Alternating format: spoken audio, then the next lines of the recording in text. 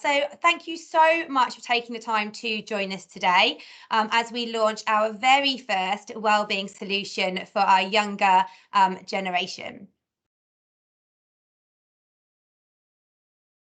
So over the next 30 minutes, we're hoping to firstly help you understand exactly who we are at Road to Health Group and why we're so passionate about delivering a youth wellbeing solution.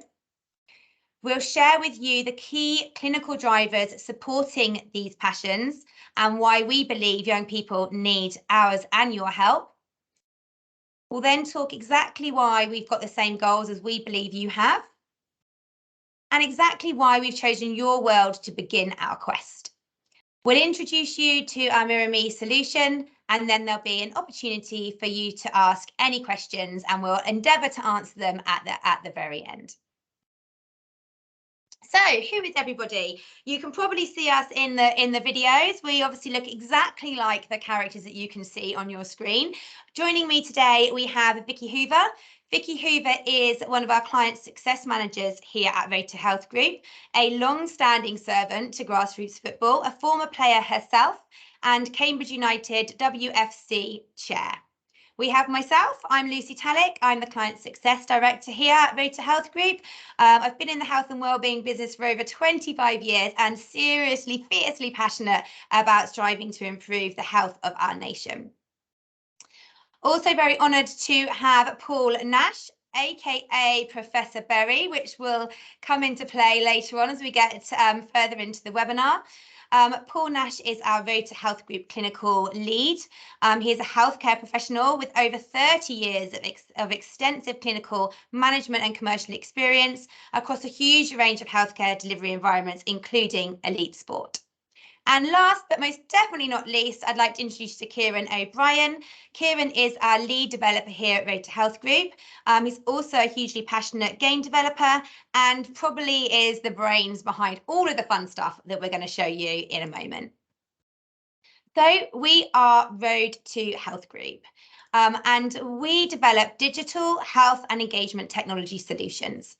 Our digital health and wellbeing programs empower people to recognise their key health risks and engage them in an ongoing sustained journey of improvement to achieve positive lifestyle changes, ultimately helping them to live healthier, happier and longer lives.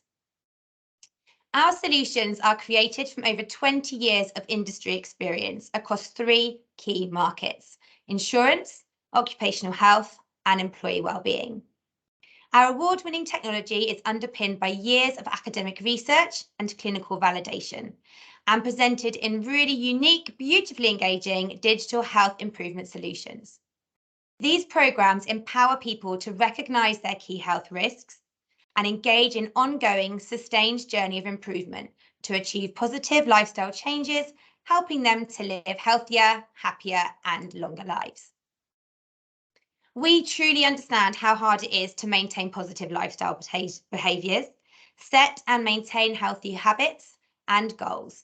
That's why all our technology is underpinned by a COM-B behavioural change scientific approach. This allows us to offer a solution to a wide group of users while still maintaining a unique, hyper-personalised experience for each individual user. This method has supported our partners and clients to see huge improvements in their customer, member and employee engagement, helping them to record marked increases in their engagement statistics and deliver impressive commercial returns. Whilst we're super proud of these statistics, what really makes it all worthwhile are the positive health outcomes we see across our user base. These statistics in front of you now demonstrate 2 really important factors, both inputs and outcomes. The inputs. We see the impact here of the programme in changing an individual's personal behaviour, shown here in the increase of physical activity. But what we also see is the positive health outcomes of these changes, with the positive health improvements you see before you and that these behaviours have driven, i.e. the reduction in blood pressure, BMI, and the additional biometrics you see on the screen now. The ultimate health comes, with the ultimate in health outcomes of disease reduction and additional days of disease-free life. You'll see this presented here in our unique clinically validated currency of healthy days. So this is essentially who we are as a business. We're in the business of disease prevention, and it's these results and our passion as a team to drive a healthier nation that has led us to delve into the youth market. What if we could make this kind of difference earlier on in life? I'd now like to hand you over to Paul, who is going to talk to you about what the key drivers are for MirrorMe. Okay, thanks, Lucy, and hello, everyone. So we thought this would be a good point to take a few minutes to outline the current situation with our health and well-being of our children across the UK, as well as, of course, where MirrorMe can fit in as part of that solution to the challenges we're increasingly facing today. Starting with the happiness of our children.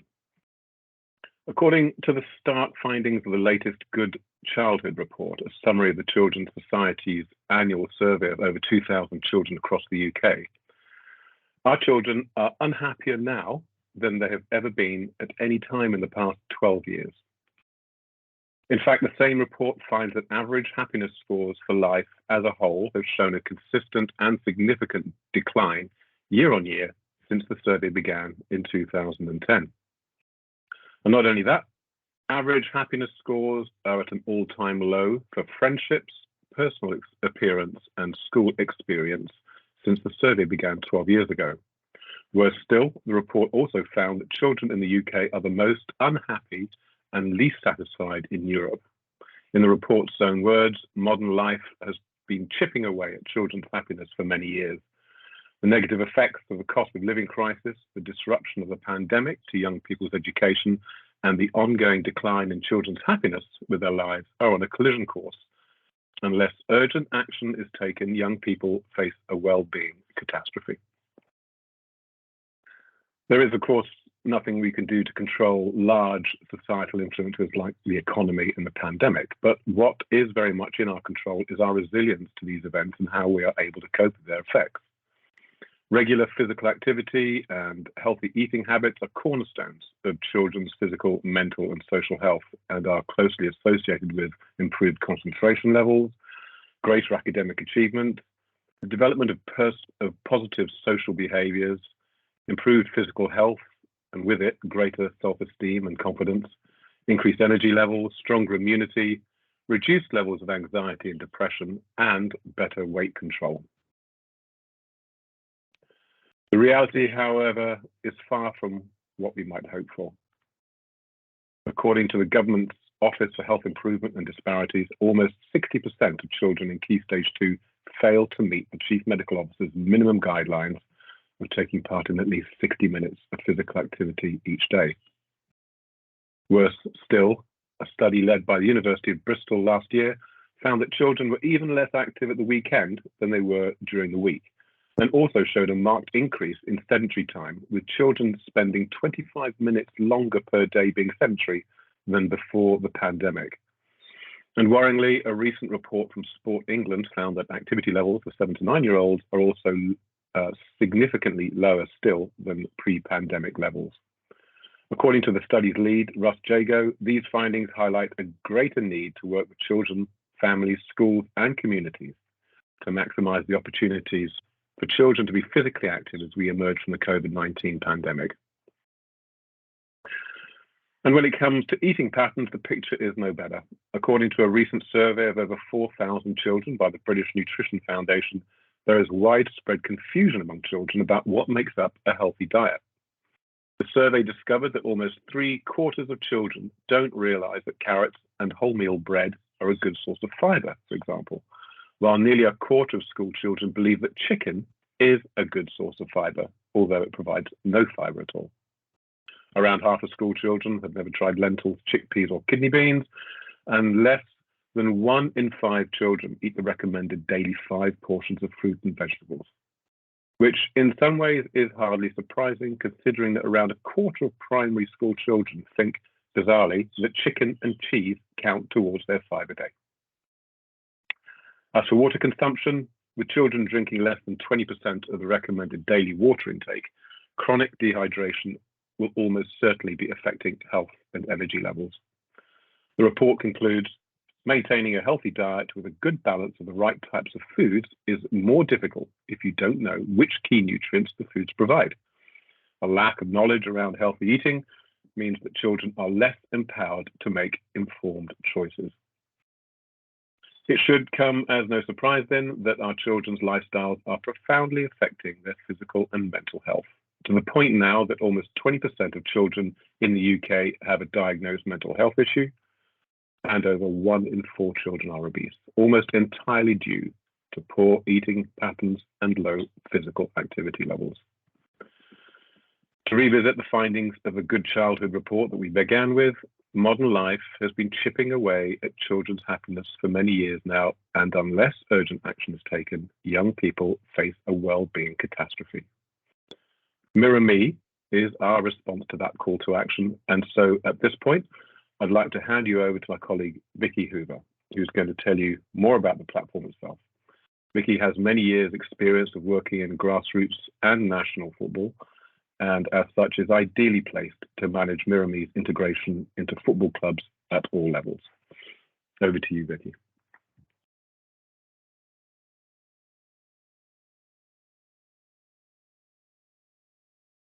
Thank you, Paul, for the introduction, and good afternoon to you all. So we all share the same goal, which is, amongst other things, to improve the health and well-being of our young people. And what we do know is that sports clubs, schools and local community initiatives are perfectly placed to support our young communities, which is why the programmes that you deliver already demonstrate so much success. And this is why so many governing bodies look to you guys to deliver these engaging and lifestyle improving initiatives to the people within your communities. So we know the work you do is fantastic, but we've done our research and we've talked to loads of people, so we know that your reach and your engagement is limited. Limited only in the sense that you only have a certain number of staff, resources, and only so much funding. And you can only impact and improve on the stats Professor Berry just spoke of with more staff, additional resources, and with new initiatives which are costly and timely to scale. So how can we help? We can help and support your objectives and strategies and help you achieve this goal by helping you to increase engagement with the wider community, by helping you increase revenue from additional support initiatives like your soccer schools, and by helping you deliver impact more efficiently and cost effectively. So by introducing a digital element to your existing programs and initiatives, we'd love to help you achieve all of these things and more. As an example, we're currently working with a well-known Premier League football club who are looking to use MirrorMe both within their community-focused soccer schools and summer camps, and also alongside their regional development centre. The solution will look similar but different in each area, but will ultimately deliver the same objectives, which are reinforcing the learning and education of the participants, and by maintaining increasing engagement beyond that time the club can actually spend with them. The solution has the added advantage that it can provide the club with meaningful and useful data insights, which can be reported back to the board and also investor level, for example. So what is our solution? Our solution combines the power of football with market-leading technology and clinical expertise to inspire a stronger, healthier community. The solution currently incorporates a built-in nutrition and physical activity programme, which are aligned to the PHSE Key Stages 1 and 2 learning objectives, which will enable children to make more informed decisions about their own health. We also have Key Stage 3 and 4 and adult education on the roadmap for 2023.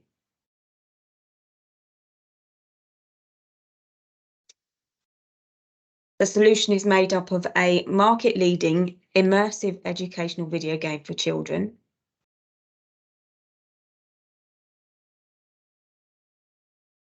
and a parent, coach and community portal. I shall now hand you over to our lead developer and brains behind the technical aspects of the solution, Kieran O'Brien. Thanks, Vicky. Hi, everyone, and thanks for coming today. Yeah, as said, I am Kieran. I'm the lead developer on MirrorMe, and I've been asked to come and talk to you a bit about what MirrorMe is and how it works. So I will do my best to keep it brief and to give you a good high-level tour of what the platform is and how some of its various aspects work. So to begin with, what is MirrorMe? The simplest way to put it is that MirrorMe is a self-improvement app, but reinvented.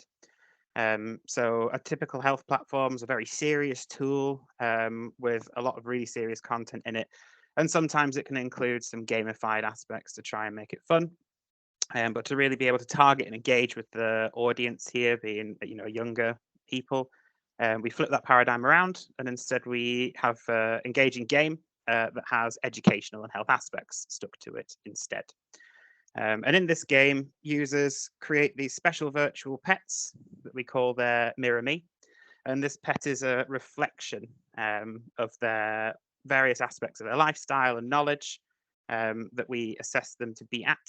And together they play through this story in this virtual world, and this guides them towards learning and growing more as they go along. So the main part of the educational aspects is a system that we call skills. And a skill is an entire journey broken down into these individual small steps. And these steps all add up over time. Each skill has one particular focus. So for example, right now we have a healthy eating skill and we have a physical activity skill. And each of these are creating their own journeys of steps that are going to help a user understand more about healthy eating and get a bit better in that area should they choose to. And the user can undertake one step per day from each of their active skill. But the main part to understand about skills really is how they come together and all the parts that are involved. So at the very start of a skills journey, we use a short questionnaire and we assess where the user currently sits in that particular area and establish some kind of base scores around it. And we then seek obviously to educate them and to improve that. So the various parts are obviously some educational content is the main thing. And how do we translate that in this case? So the educational content is brought to life by using all sorts of different characters and different themed environments in this virtual world. And that content gets delivered as part of an interactive conversation the user can have with these characters instead of being presented with some flat information for them to try and gain something from. And this content's used to deliver a lot of the theory. But the main part of it is, and the most exciting part of it for me, is the mini games that are associated with each step. And these mini games allow a user to learn by doing. Because the whole platform takes place in this 3D world, we can use that and create interactive, practical demonstrations for pretty much any concept or scenario that you can imagine. So, for example, you might have a mini game where the user is able to position a foot and a leg to make contact with a football in a particular way in order to kick it and demonstrate a bit of theory that they've just learned from this conversation they've just had with these characters. And the most exciting part about this is that this approach gives us some very unique insights that no other medium could ever possibly provide. So when someone watches a video or reads an article, you can know that they've read it or that they've watched it, but you have no idea to what level they've actually understood that material. It could have just been noise in their face and none of it has sunk in at all. So this virtualized practical approach allows us to track verified learning of users over time. Right? How well they did in the mini game exercises show how well they have absorbed that material and give them the opportunity to re-experience it whenever they need to or whenever they want to. And the last main part of any skill step are quests. And quests help users bring what they've just learned into the real world. A skill might present the user with a related quest, such as drinking enough water that day, for example. And quests can also mutate over time to support the journey-based approach we try and take. So eat a slow release carb with your breakfast today might evolve over time into eat a balanced breakfast as they've learned more and unlocked more about what makes a balanced breakfast and the components that go into it. So the reward system in the game, I'll just skip ahead these animations. Right. We have quite a few points of feedback, really. But two of them are the main scores that are presented to the user at all times. So first we have their MirrorMe's health level. And this changes over time, depending upon where we assess that person sits for each of their skills. So the more they learn and the better they do, the higher their MirrorMe's health level will be. And the happiness level is the counterpart to this. This also changes over time. And this is decided by what the user's engagement looks like. So the more frequently and consistently they are engaging with the platform, the higher their MirrorMe's happiness level is going to be. So the third one that I've just touched on in a bit more detail was mini games, which obviously also share the score with the user and give them a sense of where that score is going to sit on a scale. And they can replay those mini games and that educational content as often as they like once they've been unlocked and try to do better, then increase that ranking. Coins are a generalized award in the game, which, like many games, are given for all sorts of interaction and achievements. And these coins are things users can spend on customizations and accessories and upgrades for their little MirrorMe characters, so they can really make it their own over time. But the other side to that is our daily reward system.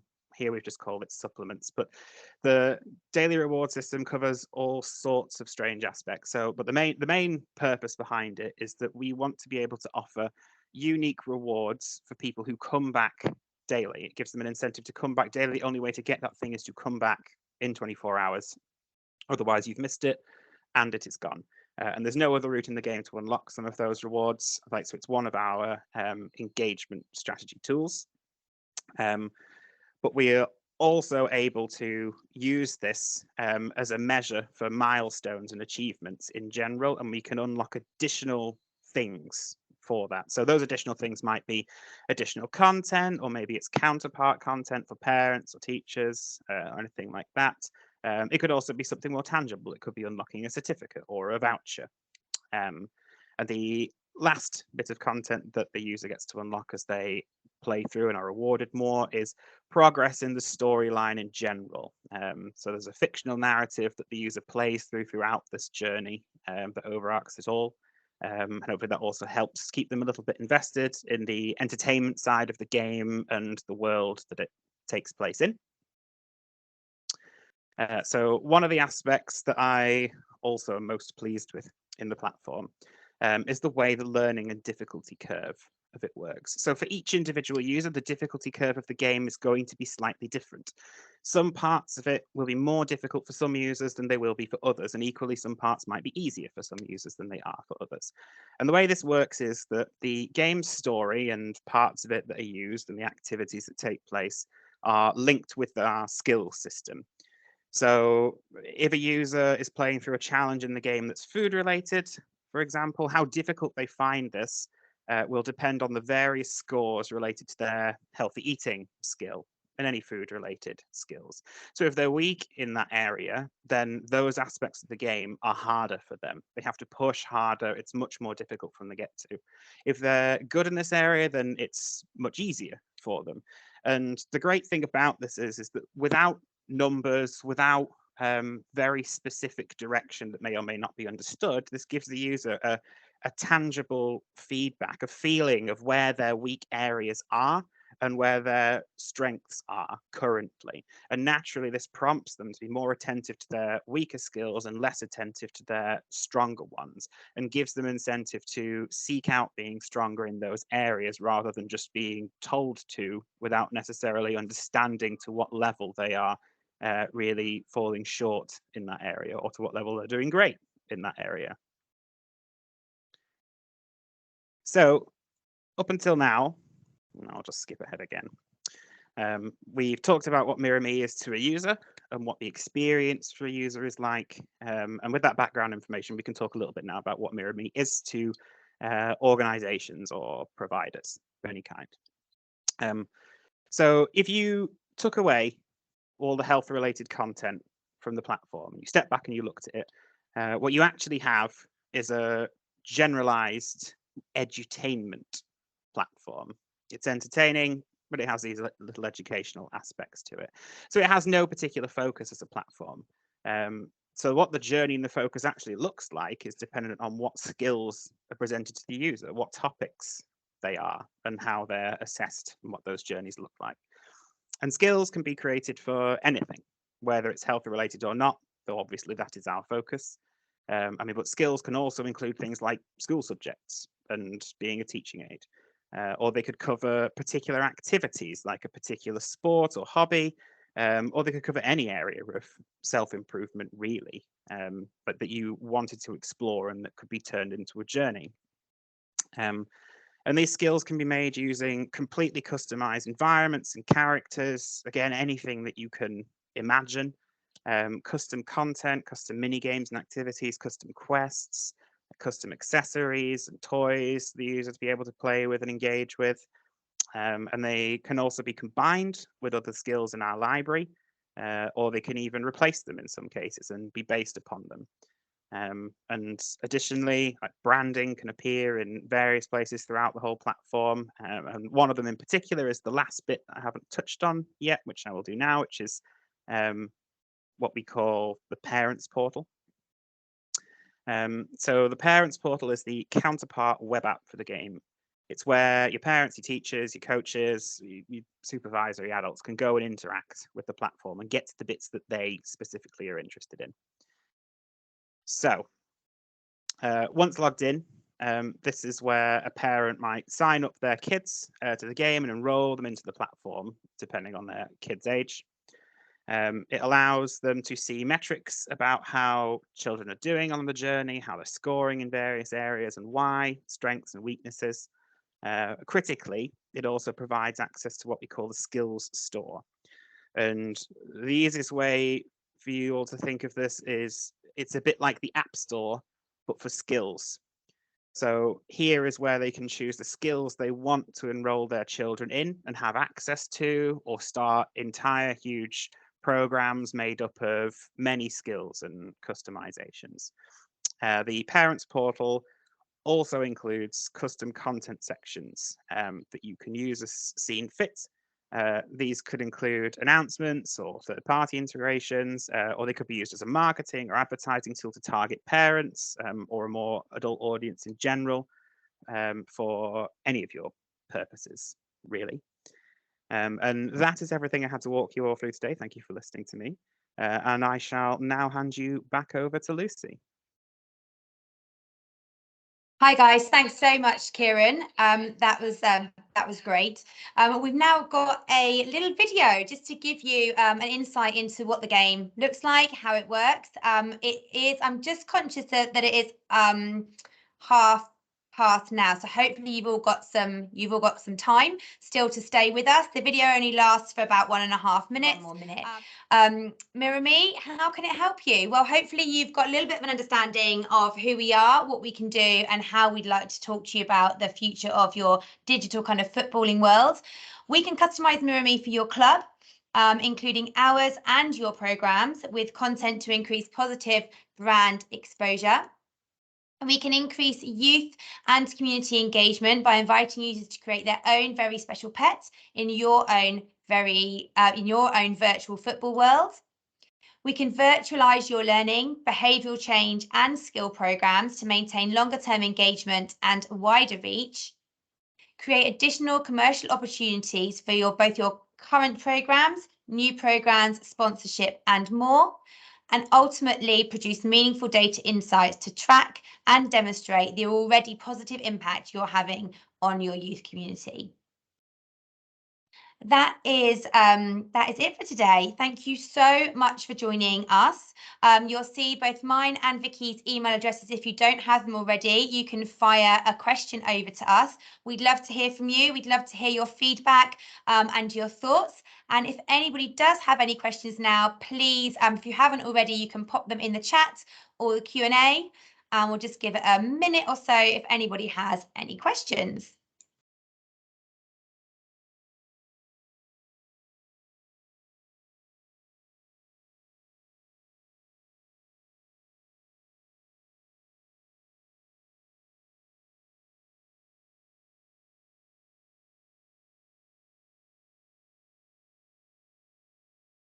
Okay, so we've got nobody with anything burning just for now. So thank you all so much for listening. Have a great rest of your day.